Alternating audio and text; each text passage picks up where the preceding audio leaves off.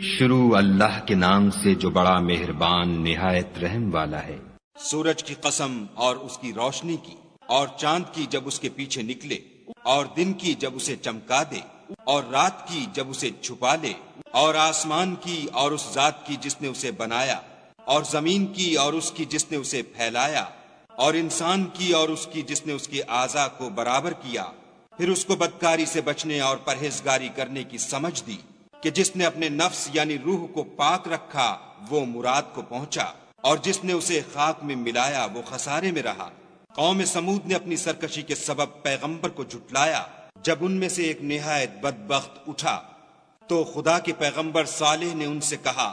کہ خدا کی اونٹنی اور اس کے پانی پینے کی باری سے حذر کرو، مگر انہوں نے پیغمبر کو جھٹلایا